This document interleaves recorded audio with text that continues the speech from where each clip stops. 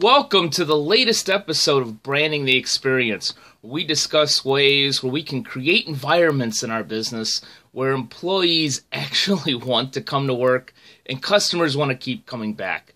I'm your host for Branding the Experience, Ken Bader, and also the founder of Bader Training and Consulting and the author of The Formula for Business Success equals B plus C plus S, a discussion on brand, culture, and strategy alignment.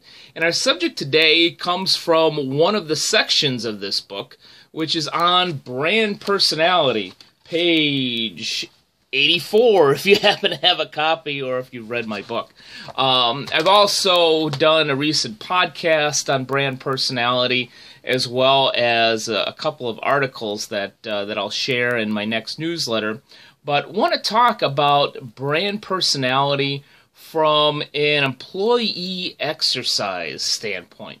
It's one of the tools that I use in some of my training sessions and strategic planning programs to get people talking and to get people to see that they're really not that far apart. Basically, what the brand personality exercise is, and brand personality is in general, is if the business or the company or the organization were an actual person, who would he or she be? And not only from a attribute standpoint, meaning would he be tall, would she be short, would he be fat, would she be slim, would he be athletic, but also some of the attitude portions of our persona. Would he or she be blunt? Would he or she be angry or short? Not short in terms of stature, but short in terms of anger or being able to respond to somebody in a kind manner. So what I found is when people do this exercise, when we get employees to do this exercise, we really get a handle of what our team thinks of our brand and who we really are. A lot of ad agencies use this. In fact, I had an interview not too long ago with a business owner that went through a name change, and when they did that, they got a lot of questions from their marketing agency about, if you were a car, what would you be? If you were a tree, would you be an oak tree or a palm tree? Joking a little bit about that, but ad agencies use that exercise and they ask those questions to continue peeling back the onion to figure out exactly who you are at your core as a business. And from an employee standpoint, that can be a valuable exercise to do because it begins to teach you as either a business owner or CEO, executive manager, what your team thinks of the brand or the image of your particular organization. And granted, you could always hire an ad agency or a highly respected consulting firm to do that, but you could also do it yourself. You could do it at a staff meeting if you're a bank or a credit union. You could do it at the meeting just before you open if you're a restaurant. It doesn't have to take that long. But generally what I will do, let's say there's a group of at least 6 people or more. Let's say that there's 6, because that's really kind of the shortest or smallest number that I would probably do this exercise with. I would break it into either 2 teams of 3 or maybe 3 teams of 2, depending on the dynamic and how much time that we had. But I would break them into teams and have them go into separate places of the building or the restaurant or the hair salon or wherever it is that you'd be doing this, a spa, so that they don't hear each other do the exercise. And then I bring them all back in to discuss, well, who is your person? Who would he or she be? And usually what I do, and I'm going to do Bader Training and Consulting here, my firm. Now, I'm only an army of one, but I have several associates that I rely on for different things. So even though I'm technically the only employee, there is a much larger team for Bader Training and Consulting, so the exercise will work here. Now, I'm doing this completely off the cuff. I haven't rehearsed this, so it may be a little goofy from a Bader Training and Consulting standpoint in doing this exercise on the BTC persona, but it will give you a little bit of an example of how I would do this. So I'd break everybody up into groups, have them go elsewhere, and I would have them write down all of the traits of their person, both physically and from a personality standpoint, because this is brand personality. So let's, case in point, do Bader Training and Consulting. They would write on their pad of paper, and then I would have them begin to list some of those attributes. So from a Bader Training and Consulting standpoint, would probably be male because I'm the leader of the team. So they would probably write male on the particular sheet. Obviously, some of my personality traits will come out because I'm involved in every project. So, one of the things that is definitely an attribute of me and Bader Training and Consulting is that we're blunt. Not to the point of a rude way, but we want to get to the point, and we don't want to waste time with our clients. We want to make sure that we're giving them what they need. So we've got kind of a blunt personality to it, but there's still some empathy.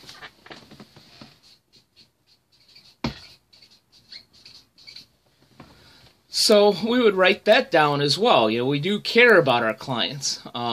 Sometimes, but that bluntness, it doesn't seem like the empathy is there, but I guarantee you it's there. Also fun. That was one of the #1 values that I listed when I started this firm 15 years ago. Is I like to say, if there's no fun, there's no point. So we need to have a little bit of fun in what we're doing. We need to joke around. In fact, I was at a session the other day, and somebody was talking about me and saying that, well, if he's up there for 15 minutes, he definitely will make you laugh at least once or twice. And I took that as a huge compliment because I want people to have fun. I want people to enjoy what we're talking about and having a discussion. So those are some of the traits. We could go on and on, but then what I would do is I would make each team actually draw their person. And that's a great way to have some fun with your employees, with your staff, because very few people can draw, I found. So you get a lot of weird things up here. But we give them different color markers, and so, my person, might be, since it's male, might look something like this. Since they're fun, I'll probably give them a smile, right? Maybe a nose. We won't put any hair on there because I don't have any hair either. I'm usually in a jacket and tie. I'm not in a tie today, but maybe we would put a tie over here. And, obviously I can't draw either. But as you can see from just my drawing, this is a pretty this is a pretty sophomoric show of artistry here. But the point is that most people are like that. It creates a lot of laughter and enjoyment of people laughing at what they're trying to draw. People are laughing from the audience, knowing that things that aren't going to go quite right when they're drawing it. Things of that nature. Now that I say this, somebody's going to watch this video, do this exercise with their team, and there's going to be some, art major or something that draws a beautiful portrait up on a whiteboard. But the point is that #1, it gets people thinking. #2, it's a fun exercise. It's nothing that we have to take too seriously. And sometimes in our businesses, whoever we are, whether we're a church or a bank or a restaurant or a coffee shop, or whoever we are, sometimes we just take ourselves too darn seriously. And this allows us to have a little bit of fun.